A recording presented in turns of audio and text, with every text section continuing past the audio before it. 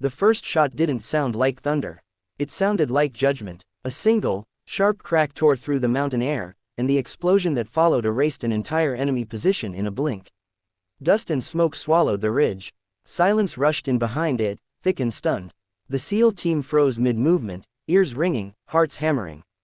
One of them finally found his voice. "Who did that?" The team leader barked into the radio, anger and disbelief tangled together. No answer came, only drifting smoke and the echo of something impossible. Minutes earlier, Alpha Team had been bleeding time and men. The mission had already gone wrong the moment the sun dipped behind the jagged peaks. Intelligence had promised a light guard, a quick extraction. Instead, the valley had turned into a funnel of fire. Enemy spotters pinned them down from above, machine gun nests chewing the rocks inches from their faces. 2 operators were wounded, 1 badly. Air support couldn't reach them through the weather. The mountain didn't care about plans. It only cared about gravity and blood.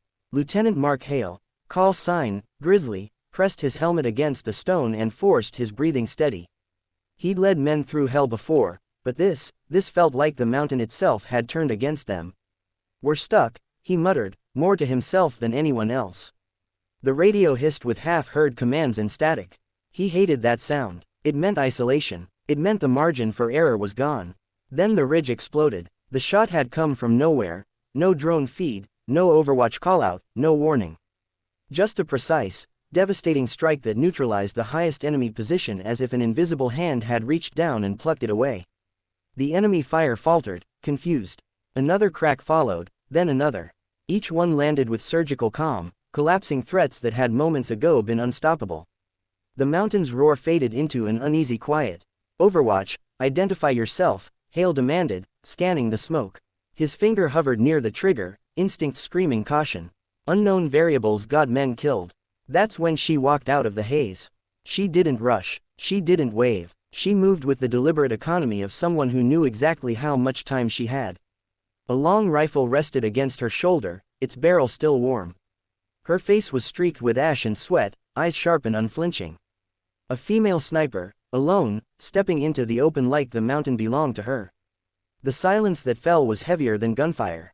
Hale stared, disbelief cracking his composure. "You," he said, the word slipping out before he could stop it. It wasn't disbelief because she was a woman. It was disbelief because no one had told him she existed.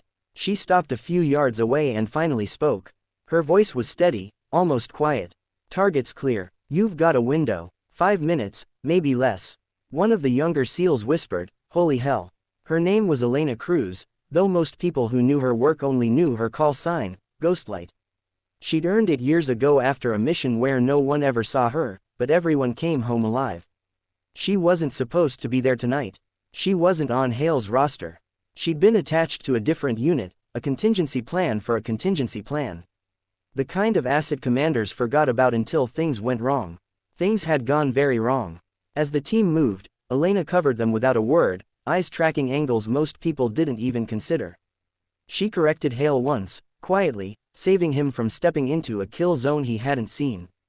There was no ego in it. Just facts. Just survival. Between bursts of movement, Hale finally asked, "Why weren't we told about you?" Elena didn't look at him. "You didn't need to know. Until you did." Her answer irritated him, and impressed him. He recognized the tone. It was the voice of someone who'd learned the hard way that trust wasn't given freely. It was earned through outcomes. As they reached the extraction point, the enemy regrouped. Mortars began to fall, shaking the ground, showering them with debris. One wounded operator stumbled, blood darkening his uniform. Panic flickered through the team. The window Elena had promised was closing. "I'll hold," she said suddenly. Hale snapped toward her. "Negative. We extract together." She met his eyes then, and something old and heavy lived there. "If I move, they move. If they move, you die." The radio crackled with incoming coordinates. The helicopter was close, but not close enough. Hale weighed the impossible choice commanders were trained for but never prepared to make. Leave a soldier behind, or lose them all. Elena seemed to read his thoughts. "I volunteered for this," she said softly. "A long time ago." She turned back to her rifle before he could answer, becoming motion again, becoming purpose. Shots rang out, perfectly timed, each one buying seconds, then minutes. Hale dragged his wounded men forward, every step feeling like betrayal. The helicopter finally thundered into view, rotors slicing the air. As the team lifted off, Hale looked down through the open door, expecting to see nothing but smoke and rock. Instead, he saw her running.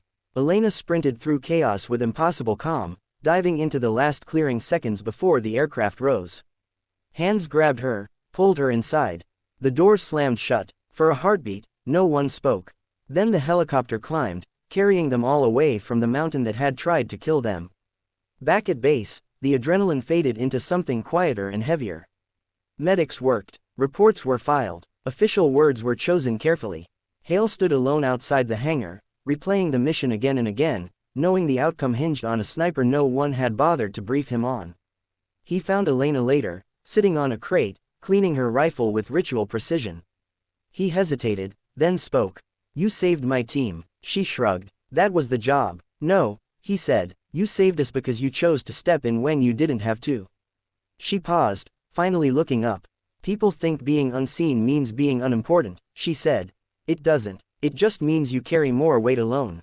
Hale nodded, understanding settling in his chest. He thought of all the voices dismissed, all the talents overlooked because they didn't fit expectations. The mountain hadn't cared who Elena was. It had only cared what she could do. Word of the mission spread quietly, the way real stories always do. There were no parades, no headlines.